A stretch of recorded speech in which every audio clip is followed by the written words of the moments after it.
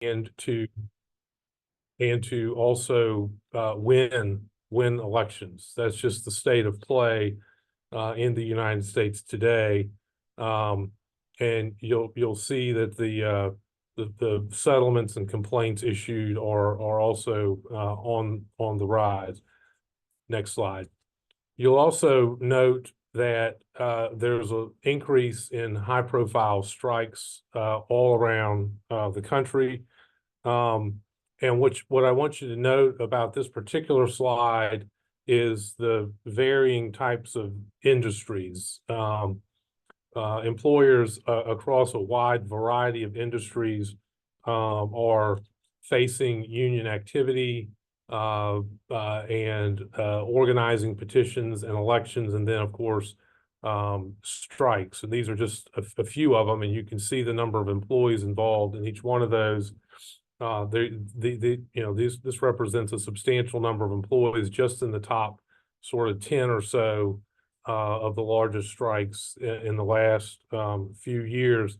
So the point of this slide is that everyone is susceptible across all industries to union organization efforts. Next slide.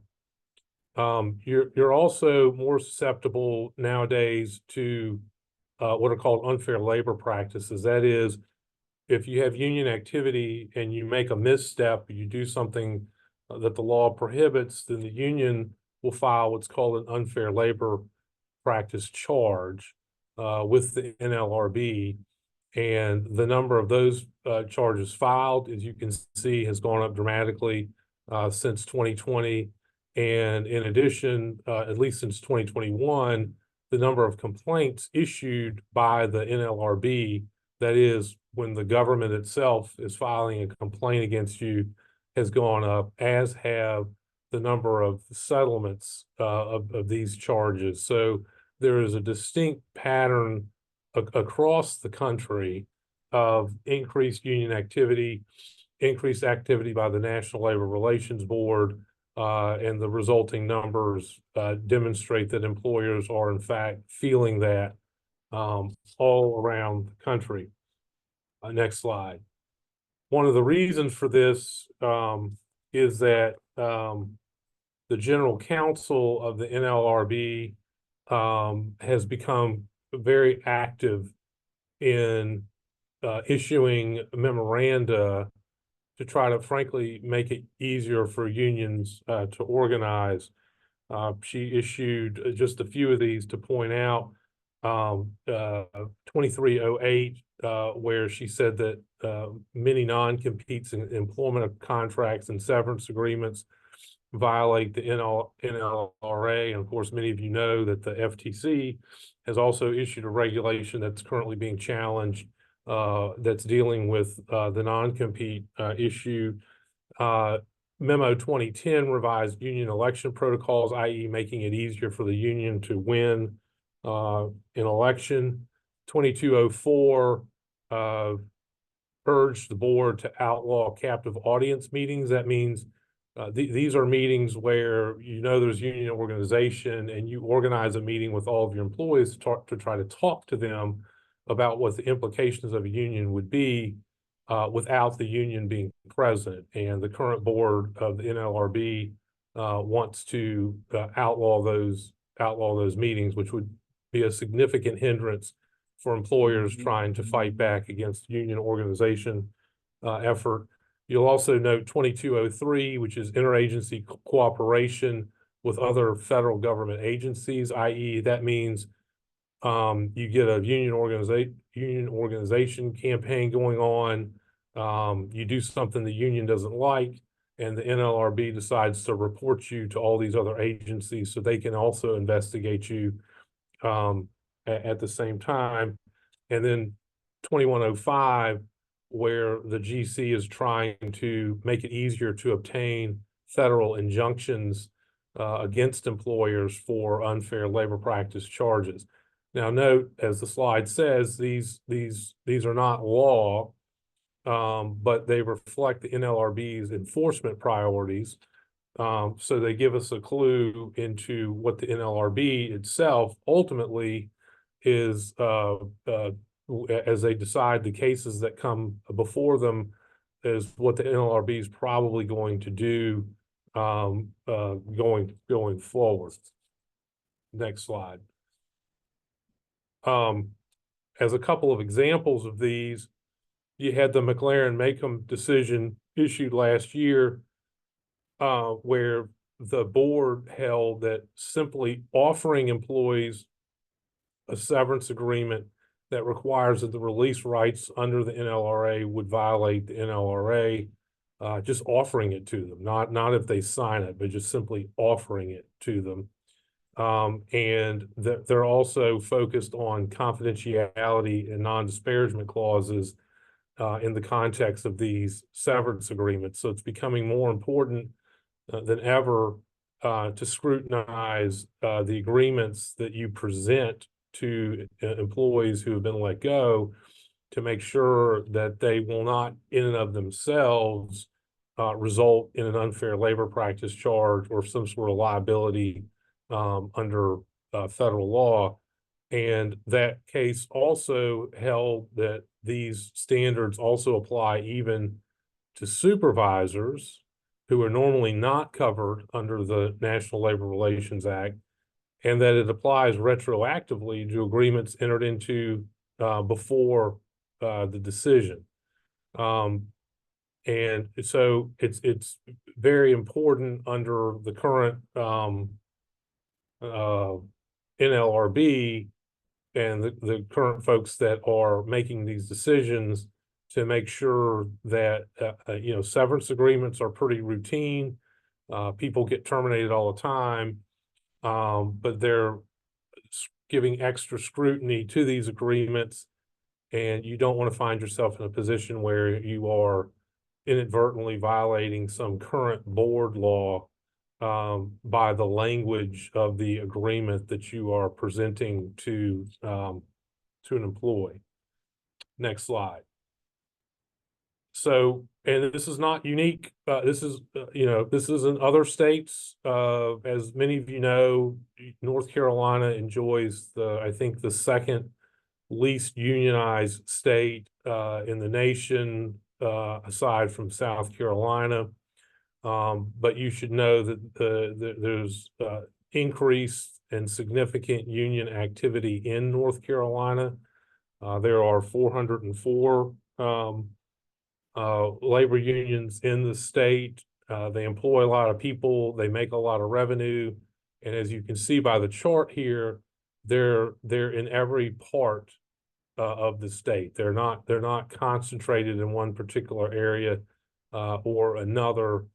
They run all the way from the east to the west, and most points in between. So understand that the union activity in North Carolina right now is strong, and that's one reason why I think that the chamber wanted to put on this presentation, is to ensure that its members understand what's going on the ground out there, so you're not caught flat-footed if this comes your way. Next slide. And it's just a few examples. Just in April of this year, there was a UAW strike at a Daimler truck plant in High Point.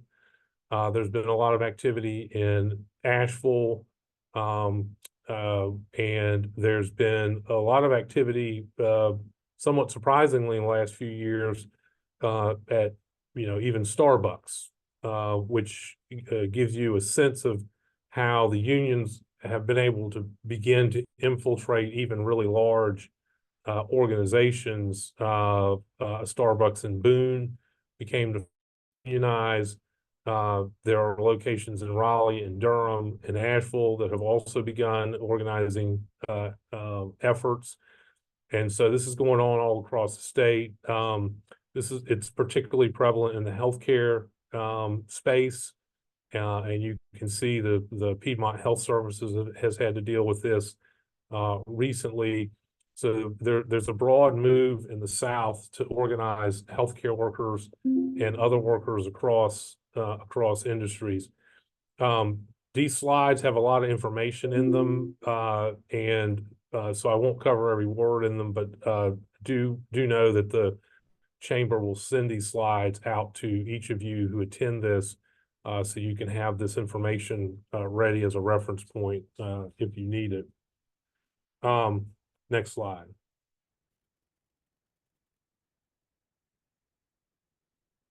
So what do you do? How do you know that a union is potentially active in your shop? It's important to know because the NLRB now has what's called quickie election rules, where the union can drop cards on you indicating enough support for a union to hold an election, and then the election can occur very quickly thereafter. It used to be a much longer time horizon where you had time to organize a campaign and get things going. But it's more important nowadays to spot the activity first before the union drops the union cards on you indicating their support levels, so that you can get ahead of it. Sometimes it's obviously overt. You'll see invitations, you'll see flyers, you'll see people wearing union pins, and you'll hear more from your employees using union terminology, or specifically talking about unfair labor practices, et cetera. That's a sign that people are engaging with the union, not necessarily on your site, but probably off-site. And it means that they're being coached up by a union to figure out how to develop the amount of support in your shop that they need to hold an election. But there are some other more subtle ways that you can spot this. Turnover sometimes can be a key. If you're losing a lot of people all of a sudden, uh, if you're hiring people that are from known union shops, often that's a sign that the union is trying to push people over from already union shops to your shop. Out of character disciplinary and attendance issues, if people all of a sudden start basically kind of acting out, that may mean that they're dissatisfied. There may be a union organizer that's kind of firing them up, coaching them along, trying to bait you into some sort of unfair labor practice charge. If you've got employees that are normally receptive to management and all of a sudden they're not, that's a key sign. And then the number of complaints. I mean, all of you know, kind of, you probably have a steady number of complaints that come in, and you kind of know what they are, where they're going to come from. If they've either increased, that's a sign, or if all of a sudden they've stopped, that may just be the quiet before the storm. That may be a sign that the union's about to drop a bunch of authorization cards on you and try to force an election. But as we're going to talk about a little bit more, while you certainly need to be aware of your general workplace culture, you've got to be careful not to do anything that signals that you're spying on the employees' unionizing efforts or their coordination with a union, et cetera. Even the mere suggestion that an employer knew of union activity was recently found to constitute improper spying. And we're going to talk about this in more detail. But so you want to be aware of your general employee culture. You want to have your pulse on the heart of what's going on with your employees. But at the same time, you need to be careful about how you react to that if things change. Next slide. So if you do spot signs of potential union activity, you do need to proceed with care. The first thing you want to do is look at your handbooks to make sure that they have all the language in there that complies with the NLRA. There have been a lot of changes in the last year on that front, so you'd want to look at those. If you start to develop union prevention materials, which you should, if you suspect you have union activity, you should make sure that those are prepared in a way that they're attorney-client privileged in some way, so you don't have to turn them over. And then you should really look at who your supervisors are. Supervisors are generally not covered by the NLRA. They're considered an extension of the company. But if a union organizes in your shop and there's an election, there's going to ultimately probably be a dispute about who gets to vote and who doesn't. Supervisors are not allowed to vote. And supervisors are usually your first line of defense in fending off the union activity. But if you have gray areas as to who's a supervisor and who's not, then you might end up with a unit, what they call a unit, that gets to vote on the union that's much broader than what you would normally want to. And certainly if you start seeing overt signs of union activity, you should consider doing a union vulnerability audit, or at least a minimum manager training session on how to communicate with employees about unions, because the rules are very detailed, they're very tricky, it's very easy to violate them, and you want to make sure that you've got the proper resources in place to handle that. Next slide. But this all really boils down to a really simple point. Employees that are treated fairly are less likely to turn to outsiders. That's just a fact. I've been doing this for 25 years, and employees that feel like they're being, cared for, treated fairly, the doors of communication are open, they're less likely to turn to an outsider for help. And that's the kind of shop you want to have. And it's almost seems trite to say it, but we say follow the golden rule. I mean, you really should treat your employees the way you'd want to be treated. And if you do that, in our experience, you're less likely to have to face a union organizing effort. Next slide. And some of the risk factors, they're on the slide. I'm not going to go through all of them. But probably the most important one is way down at the bottom, and that is avoiding the appearance of favoritism. A lot of union organizing efforts come out of people that are disgruntled because they feel like the managers or the company are treating some class of people better than some other class of people. And so you've got to be very careful to make sure that you're trying to be consistent and giving the appearance of consistency throughout things like, wages and discipline and schedules and enforcement of policies, work assignments, and how you deal with poor performers. The appearance of favoritism is probably one of the most important factors that will lead people to start Googling unions and start trying to figure out where they can go to effectively try to punish the company for playing favorites. Next slide. And then, of course, as I mentioned, these rules that I'm going to talk about here in just a minute apply to supervisors. So you've got sort of the CEO and the C-suite, and then you've got maybe VP level people, but all of you have supervisors that are on the ground with the employees. They're treated as an extension of the company. And the way they're defined in the National Labor Relations Act is having the authority to hire, transfer, suspend, lay off, recall, etc., or effectively to recommend such action. So if you have people that can recommend somebody be fired, and that recommendation is given significant weight, then they're probably going to be a supervisor too. Why is that important? Because the things your supervisors say to employees who are actively trying to form a union can get the company in trouble and prompt unfair labor practice charges, and they quite often do. And that's why it's important to, number one, know who your supervisors are. You got to figure that out under the law.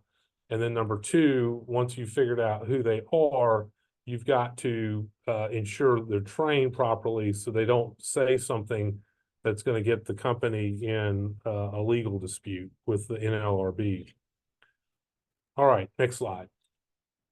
So we're going to talk about what you can't do and then what you can do. And the first things that you can't do fall under the acronym of TRIPS. That's threats, retaliation, interrogation, promises, and spying. And so we'll start with threats. If you're facing union activity, you can't go tell your employees, well, if a union wins an election, we're just going to close the company. That's illegal. You can't tell employees that, hey, we're going to lose all these projects or be financially harmed if a union comes in. You certainly can't threaten to lay people off or say we're going to have to discharge people or we're going to have to cut benefits and overtime or reduce pay. You can't threaten employees in the face of a union organizing effort with these adverse consequences just because they're trying to form a union. Next slide. The next one is retaliation. So you find out that you've got a group of employees that are actively working with a union to try to collect cards to force a union election. You can't then start going after those employees by firing them, suspending them, demoting them, disciplining them, et cetera. The list goes on and on. Once there's a known union organizing effort, every action you take is under a microscope. And any action that you take that's perceived as being retaliatory because an employee was involved in the union organizing effort is going to be probably subject to an unfair labor practice charge, which you're going to have to litigate. Is going to be expensive. So this doesn't usually apply so much to the C-suite level people, but there are oftentimes supervisors that are hostile to the union effort, frankly, as they should be. And they systematically start trying to take out the people that are organizing the effort. And that's illegal and something that the C-suite has to try to make sure the supervisors are trained up to do. That doesn't mean you can't fire those people. Doesn't mean that they're untouchable, but it means you just have to play a little bit smarter with those people in terms of making sure you've laid the right groundwork in the case to let them go that's unrelated to their efforts to unionize. The next slide is interrogation. The company is not allowed to attend the union meetings. It's not allowed to ask people, what are your feelings about the union? Or what's your opinion? You're not allowed to ask people how are they going to vote? You're not allowed to ask people if they've already become a member in a union or signed a union card. You're not allowed to ask them, hey, I understand the union had a meeting last night. Who was there? Who was not? I want to get an idea of this kind of thing. You're not allowed to ask people, who are the instigators? Who are the leaders? Who's really trying to get behind this? There's obviously ways to get that information, but you cannot directly ask employees about that. Typically, the way you're going to get that information will be through your supervisors, though you'd want to do it through legal advice, but you can't just go directly to, say, a line employee and say, hey, I know that union is active in here, or who's leading that, who's on board with it. All right, the next one also relates to interrogation. Not only should management and supervisors not be directly asking people about this, they shouldn't be asking employees to ask other employees about it. So by basically asking one employee to go, quote, interrogate another employee um, about these topics, and or trying to urge an employee to try to persuade others to oppose the union. Again, there are ways to do this, but not by you going to an employee and saying, "Hey, why don't you go to this employee and see if you can change, if you can change their mind." And it sometimes in a union campaign or organizing activity, some employees will come and offer to do this. They'll come and offer, "Hey, I'll go convince, Jane and John not to join the union, not to sign the card. Your red flag should go up immediately on that. That could be a trap, and you want to just politely decline and take note of that." All right, the next slide is on promises. So if you've got this activity going on, you're not allowed to make promises in return for employees not joining the union, or not signing a card, or not engaging in union activity. Things like, if you don't, if you don't sign that card, we'll give you a pay raise, more overtime, better schedule, et cetera. The law says that you can't favor anti-union employees over pro-union employees. And so you don't want to make any promises in this context that could result in an unfair labor practice charge. So next slide. So just recapping, well, then you've got also spying, which we covered a little bit. You can't spy on union activities. You can't ask other employees to do that for you. You can't go to a union meeting. You can't set up cameras and try to, go to see where a union meeting is being held, and take your iPhone out and record who's going in and going out, et cetera. And so you want to be very careful about not doing anything that gives the impression that you're spying on your employees and their union activity that's off of your premises. Next slide.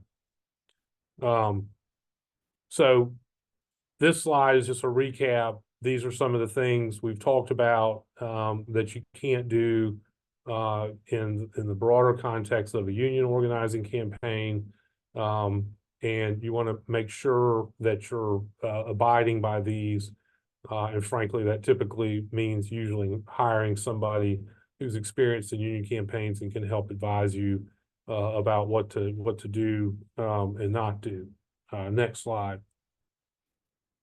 Same sort of information. A key mistake that people make is that management will tell employees that, well, if we get a union in here, we're going to have to lay off employees or shut down.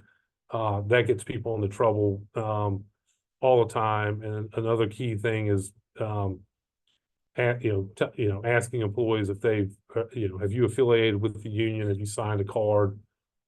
This sort of thing, that gets people into trouble all the time. Okay, next slide. So what if you've spotted some union activity and you want to have a group meeting with your employees about what's going on, and we'll talk in a minute about what you can say. If you have a group meeting with employees, you need to give some sort of disclaimer like this, that, we want to speak with you about the union. You're not required to attend the meeting. You won't be disciplined or have any other reprisals if you leave. So, but group meetings are fine. But you need to give a disclaimer at the very beginning, so people who decide not to attend don't feel like they'll be retaliated against, et cetera. All right, next slide. So what can you do? All right, so what you can talk about are facts, opinions, and experiences. We got some here: the facts, the company's record for fairness, the benefits people get without paying union dues. It's okay to hammer on the union dues. That no union is going to get you more wages and benefits than what we're willing to pay. Why is that? Because they're going to have to negotiate a contract with us. unions cost money, dues, fines, fees, etc.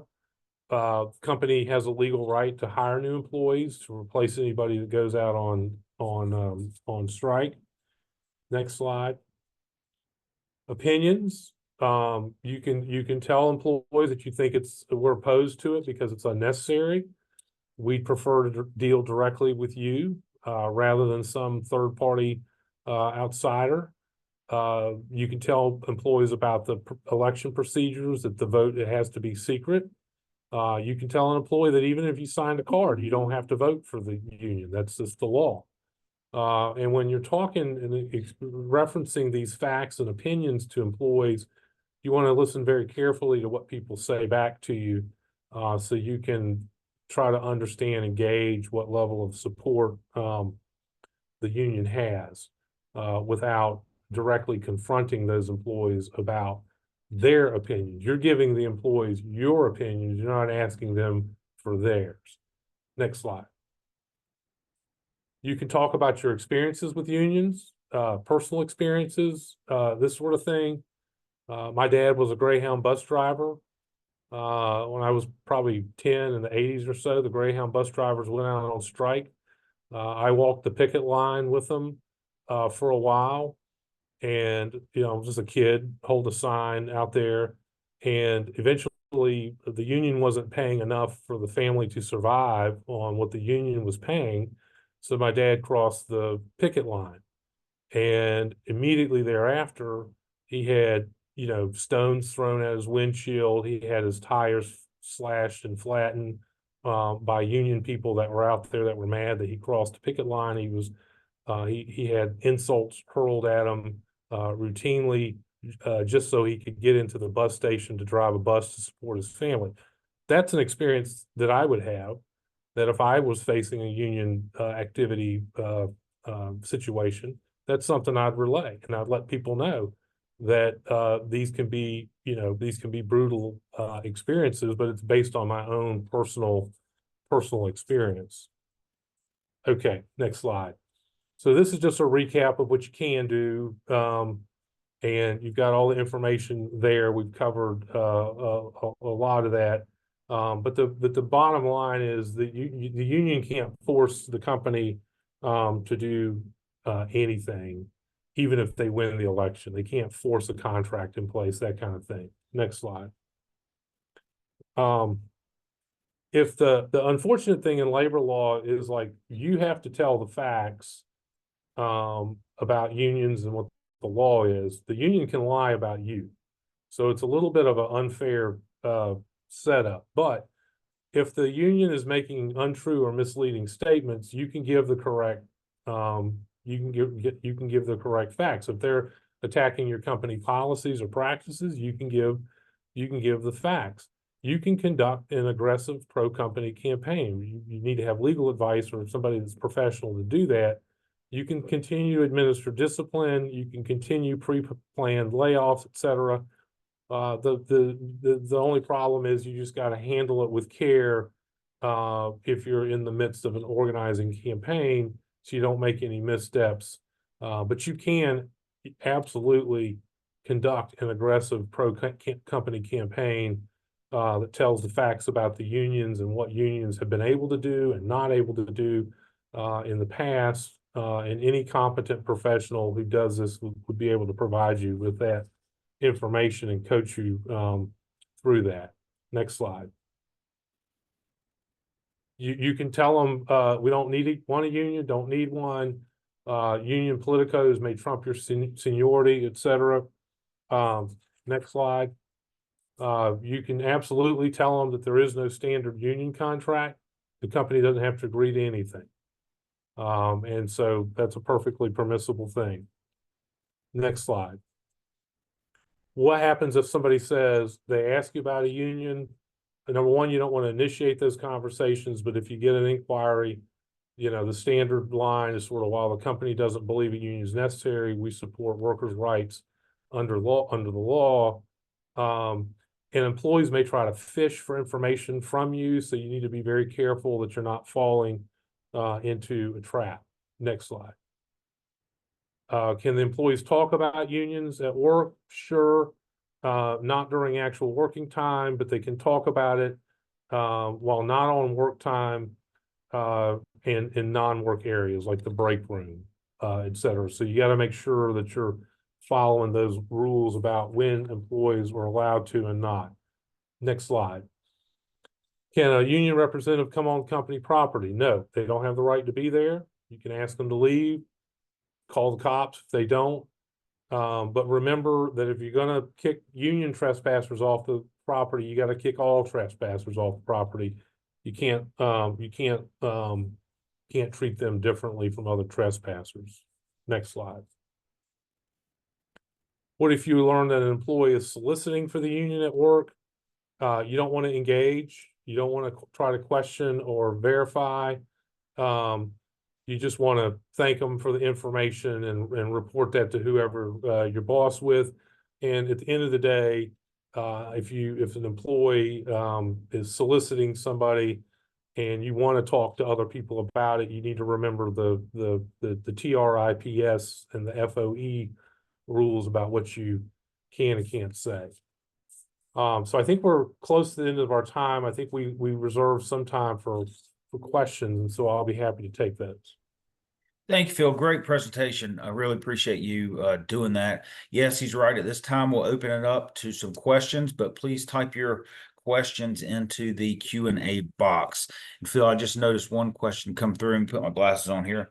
Thought this was a good question. What are the implications for North Carolina construction companies that try to bid on federal construction work with EO 14063, which requires project labor agreements for projects over $35 million?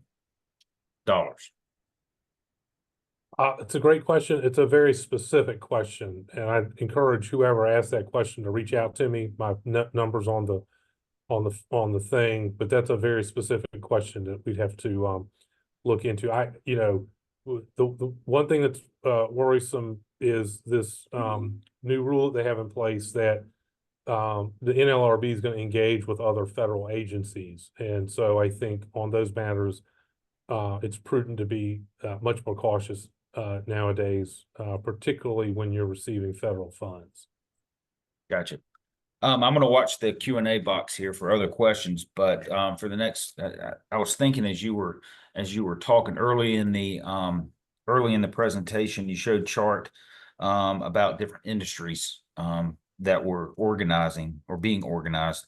What size of companies are you seeing out there? I mean, when we think about a lot, traditional manufacturing or service related industries, what size companies are you seeing here in the state under threats right now? It's really all size companies. I mean, the unions used to go after the larger companies because if they got into a big manufacturing plant or something like that, then the unit that they would eventually be bargaining for would be bigger, and it would just frankly just be more money for them, right? More dues. But they've shown a propensity lately to go after, when they're going after a Starbucks in Asheville, that probably, employees make the most. The strategy has changed a little bit. So if you've got a multi-site company, I think what they're doing now is they're looking at organizing one site and trying to get a toehold in there, and they're banking on the fact that they can get a toehold in other sites. If you're really, really small, they're not, you're probably not going to be the target of one of these, although you can. I had a case one time where there was a company that up in Pennsylvania that they gave the first day of hunting season off to their employees as a paid day off or whatever. The company, not a big company, they decided to do away with that benefit, and they literally had a union within 2 weeks. Wow. So if you're a small company, things like that can all of a sudden trigger union activity. But I think they're still looking for the big manufacturing sites, et cetera. But they're also for looking at multi-site companies that they can get a toehold in. Gotcha. Here's one question. Is it convenient for management to talk about the company position about unions in the monthly plant meetings? Yeah, you'd want to have your remarks vetted first.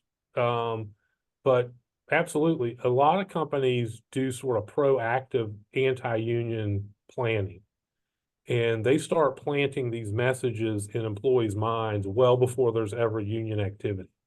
It's completely permissible. It's a good idea. You just want to make sure that that's being vetted, and your outside legal people are monitoring that. Regarding some of the most recent unionization wins, is the trend open shop, closed shop, and how is that decided?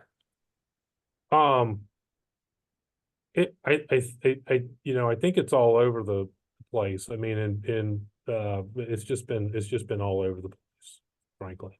Can you talk a minute about, we've got another about a minute, 2 minutes. Can you talk about the importance of a secret ballot?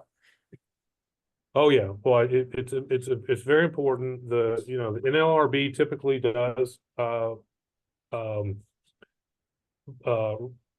NLRB actually, they're kind of like the Board of Elections, right, in North Carolina. They hold the election, they man the voting booths, they ensure the secrecy of the ballot. They typically do it on site. And so federal law absolutely guarantees every employee the right to cast a secret ballot, and that's typically preserved. I haven't heard of a lot of cases where people try to get around that. But it's also important in that context. If back in COVID, sometimes the unions were proposing mail ballots, kind of like an election, an absentee type ballot. And that could be problematic because that opens it up to abuse, and where union organizers can go bring the ballot and try to pressure somebody into voting one way or the other. I think now that we're really outside of COVID, I think union elections going forward will be in-house, and but should preserve the secrecy of the ballot. Gotcha. One final question, and then we'll close it down. But going back to risk factors, the main complaint at my plant is that employees don't get paid enough. The HR team has done an extensive compensation analysis on pay rate in our industry to ensure we're remaining competitive. However, employees still complain. If this is our biggest complaint, how can we improve that when we can't constantly give increases outside of a yearly merit increase? Yeah, my answer to that is transparency. If you've done a market assessment of the pay, I'd make it available to people. I don't know if it's privileged or how you got that done, or if you could provide a summary, or providing more information to people to let them know that this is in fact a competitive wage in this area, in this industry. Transparency will go a long way. Well, thank you, Phil, for your time today and your expertise. Thank you all for attending today's federal and state unionization landscape webinar. We hope you found today's content valuable, and I hope to see you at many future North Carolina Chamber events. The upcoming list of events is on your screen now.